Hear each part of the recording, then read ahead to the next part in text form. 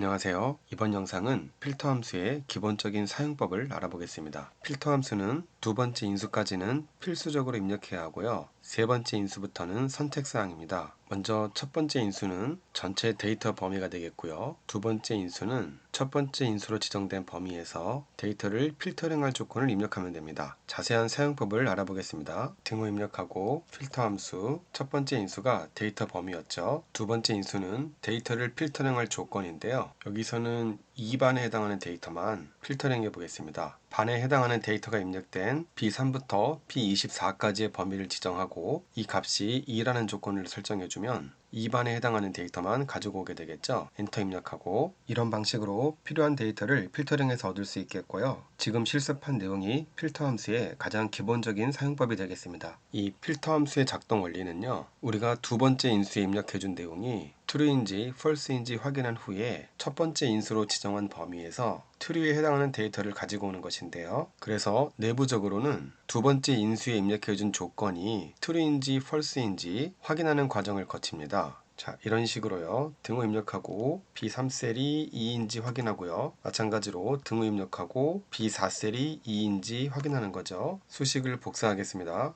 이런 과정을 거친 후에 true에 해당하는 데이터만 가지고 오는 것인데요. true와 false를 이용해서 필터링할 데이터를 구분하는 것이기 때문에 이 두 번째 인수에는 true나 false를 판단하는 수식 대신에 배열을 이용해서 true와 false를 직접 입력해도 원하는 결과를 얻을 수 있습니다. true와 false로 구성된 배열을 이용해서 필터 함수를 사용해 보겠습니다. 일반에 해당하는 데이터만 필터링 해볼 것인데요. 이렇게 일반 데이터가 입력되어 있는 위치에 true를 입력하고 그 이외의 경우에 대해서는 false를 입력하면 되겠습니다. 여기 현재 입력되어 있는 수식에서 두 번째 인수를 true와 false로 구성된 배열로 바꿔보고요. 엔터 입력하면 일반에 해당하는 데이터만 바르게 필터링 되었습니다. 그리고 데이터가 입력되어 있는 전체 범위에서 일부 데이터만 필터링하고 싶다면 여기 필터 함수의 첫 번째 인수에서요. 지금은 데이터가 입력되어 있는 범위 전체를 첫 번째 인수로 지정해 준 상태인데요. 이런 식으로 일부의 범위만 인수로 사용해도 원하는 결과를 얻을 수 있습니다. 이 결과를 다른 관점에서 보자면 두 번째 인수로 사용되는 조건식은 반드시 범위 안에 있는 데이터를 이용해서 조건을 설정할 필요가 없다는 것을 알 수 있는 것이죠. 이런 필터 함수의 특징을 이용하면요. 필터 함수의 첫 번째 인수로 지정된 범위의 행의 수와 두 번째 인수로 입력된 조건의 행의 수가 일치하기만 하면 true와 false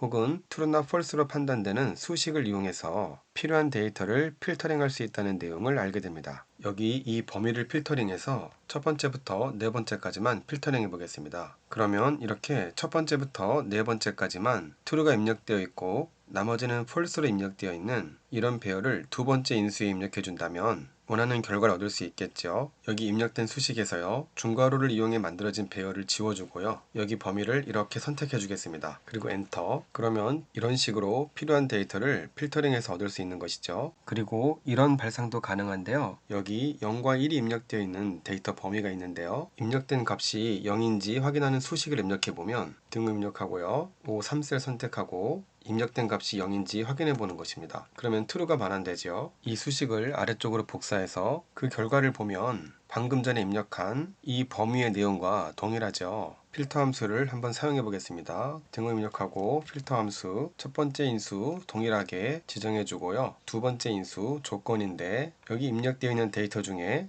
0에 해당하는 데이터가 있는지 확인해 보는 것이죠. 괄호 닫고 엔터. 이렇게 확인해 보면 동일한 결과가 나왔다는 것을 알 수가 있는데요. 아까 말씀드린 것처럼 true나 false로 판단되는 내용이 수식으로 입력되어 있건 배열로 입력되어 있건 첫 번째 인수에 입력된 범위의 행의 수와 일치하기만 하면 우리가 원하는 데이터를 필터링해서 얻을 수가 있습니다. 그리고 지금처럼 데이터를 행방향으로 필터링할 수도 있지만 열방향으로 데이터를 필터링할 수도 있습니다. 열방향으로 데이터를 필터링해 보겠습니다. 등호 입력하고 필터 함수 데이터 범위 선택해 주고요. 두 번째 인수 조건인데요. 데이터를 열방향으로 필터링할 때는 중괄호를 이용한 배열을 사용해야 되는데요. 홀수 번째 열만 필터링 해보겠습니다. true와 false를 직접 입력했습니다. 확인해 볼까요? 엔터. 보시는 것처럼 홀수 번째 열만 필터링 했고요. 그리고 참고로 말씀드리면 구글 스프레드시트나 엑셀에서 이 true와 false는 내부적으로 false는 0으로 처리되고요. true는 0이 아닌 모든 숫자에 해당됩니다.